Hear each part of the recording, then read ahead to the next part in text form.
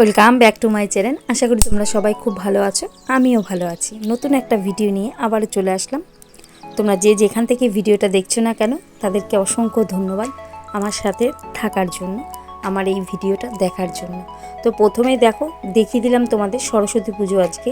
তো সরস্বতী পুজোটা কিন্তু আজকে মানে এই বছর এমন একটা দিনে পড়েছে। প্রত্যেক বছর তো একই তিথিতে সব রকম পুজোগুলো পড়ে না, তো আজকের দিনটা ভীষণ ভীষণ ফেস্টিভ্যালভাবে আনন্দ করার মতো। একটু সামান্য দুঃখের কারণ ছিল, সেটা হচ্ছে গিয়ে ব্ল্যাক ডে হিসাবেও কিন্তু এই দিনটাকে পালন করা হয়। তো যাই হোক, আগে সরস্বতী পুজোর অঞ্জলি। তো যথারীতি প্রথমেই সবাই মিলে একসাথে অঞ্জলি দেওয়ার জন্য দাঁড়িয়ে পড়েছি। আর ছোট থেকে বড় সরস্বতী পুজোটা কিন্তু একটা আলাদাই জিনিস। কেননা হয়তো অনেকের কাছে মনে হবে যতদিন পড়াশোনা করেছি ততদিন অঞ্জলি দিয়েছি বা পুজো করেছি, কিন্তু আমাদের বিদ্যার সাথে বুদ্ধিরও তো প্রয়োজন। বিদ্যা নয় যতদিন পড়াশোনা করেছি, কিন্তু বুদ্ধিটা সেটা মৃত্যুর দিন পর্যন্ত আমাদের প্রয়োজন। কার সাথে কিভাবে কথা বলবো, কার সাথে কীরকম ব্যবহার করব, তার জন্য কিন্তু বুদ্ধির প্রয়োজন। তো যাই হোক, প্রথমেই সবাই মিলে পুজো দিয়ে অঞ্জলি দেওয়ার জন্য রেডি হয়ে গেছি।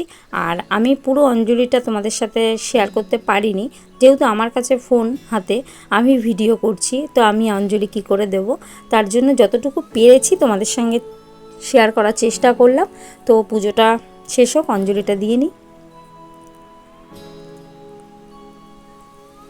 তো এখানে তোমাদের সাথে অনেকক্ষণ বাদে এসেছি, সেটা হচ্ছে পুজো দিয়ে প্রসাদ বিতরণ করা হয়ে গেছে। তারপরে সব বাসনগুলো মেজে নিতে।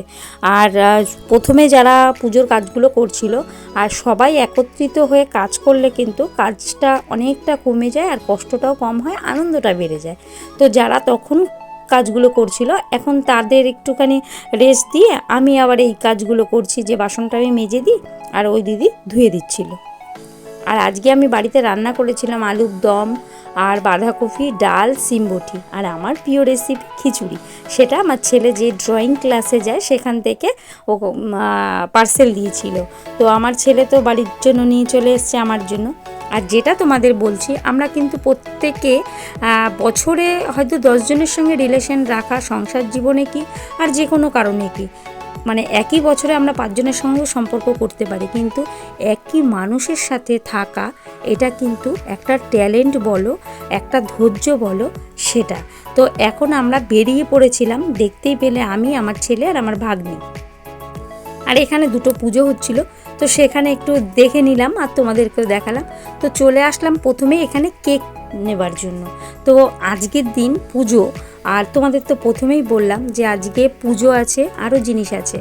একটা দিদিভাইয়ের আজকে আমাদেরই যা হয়, তো তাদের আজকে বিবাহবার্ষিকী। আর একটা এমন সুন্দর দিন, ভালোবাসার দিন, ভ্যালেন্টাইন ডে। তো ভ্যালেন্টাইন ডে আমরা হয়তো এইভাবে প্রচার করছি, ভ্যালেন্টাইন ডে আদৌ কিন্তু এটা প্রচারের যোগ্য না, সেটা অন্য একটা দিনে হয়তো তোমাদেরকে জানানোর চেষ্টা করব। আর কেক নেব, তাদের একটা গিফট দেব না, সেটা তো হতে পারে না, যে তাদের যেহেতু আজকে বিবাহবার্ষিকী। আর এমন কিছু গিফট করব সেটা যাতে দুজন মানুষেরই গিফট হয়, মানে বিয়েটা তো আর একজনের সাথে হয় না, দুটো মানুষের সাথে মানুষের হয়। তো যথারীতি তাদের জন্য গিফট নিয়ে চলে এসেছি, একটা ফটো ফ্রেম আর দুটো ফুলের স্টিক নিয়েছি, দুজন দুজনকে যাতে দিতে পারে। আজকের দিনটা বললাম 2 নম্বর ফেস্টিভ্যাল, একটা হচ্ছে বিবাহবার্ষিকী, দুটো হচ্ছে ভ্যালেন্টাইন ডে। আর ওখানে দুটো কাপ নিয়ে এসেছি, যে ওরা দুজনে চা কিংবা কফি খেতে বসবে, সেটাও একটা মজা করে খাবে, বা একই জিনিস দিয়েছি তাদের কাছে যাতে থাকে। তো যাই হোক, ওরা কেকটা কাটুক।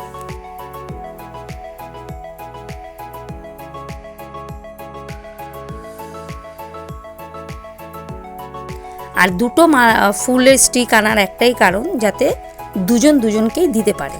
আর এখানে ওরা কেকটাও কেটে নিয়েছে, দুজন দুজনকে খাইয়ে দিচ্ছে। তো ভীষণ ভালো লেগেছে। সত্যি কথা, যে সম্পর্ক এমনই হওয়া উচিত, সেটা বছরের পর বছর কেটে গেল সম্পর্কে কোনো মানে কি বলবো, যে লোহায় যেমন মোর্চা ধরে সেটা যাতে না আসে। সম্পর্কের মধ্যে তো খুনসুটি থেকেই যায়, মান অভিমান, এটা নিয়েই তো সম্পর্ক। তো সেগুলোকে বাদ দিয়ে বাকি সব কিছু কিন্তু ভীষণ ভালো।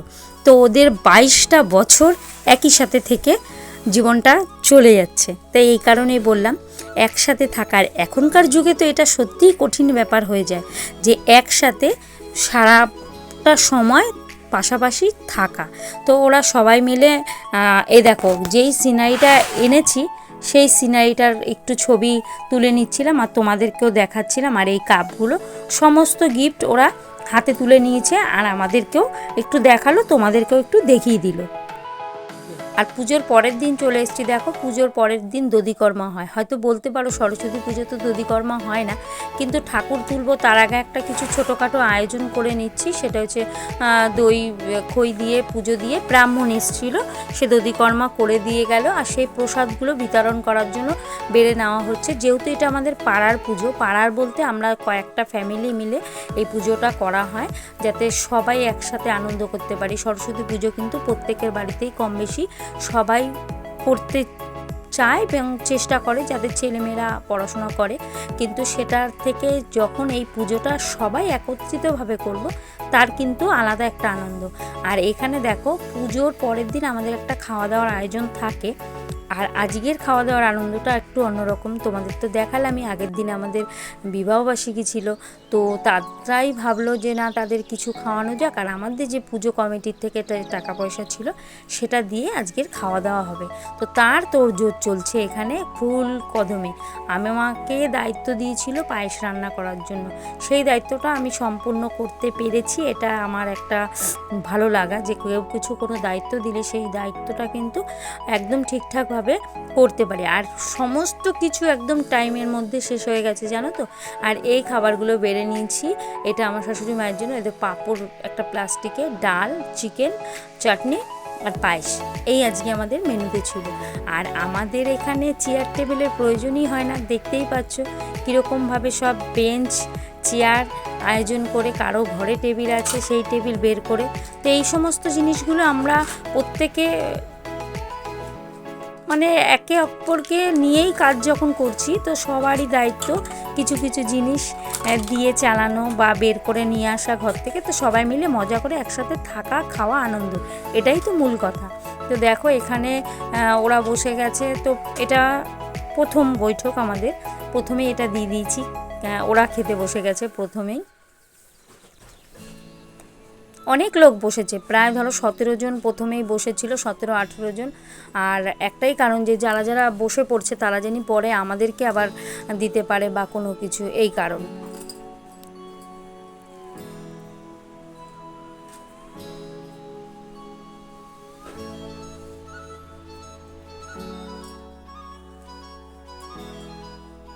তো সবাই ভীষণ ভীষণ মজা করেছে। আবার একটা নতুন মানে ব্লগ তোমরা দেখতে পাবে, সেটা হচ্ছে প্রতিযোগিতা। আর এই ভিডিওতে আমি সেটা দিলাম না।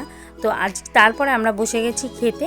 তো আজকের ভিডিওটাও এখানেই শেষ করব। যদি তোমাদের ভালো লেগে থাকে তো প্লিজ একটা কমেন্ট করতে ভুলো না তোমরা। আর তোমাদের সাথে দেখা হবে নতুন একটা ভিডিওতে। আমরা এখন খাবো, পাতা দিয়ে দিয়েছে অলরেডি। আর আবারও দেখা হবে পরবর্তী ভিডিওতে।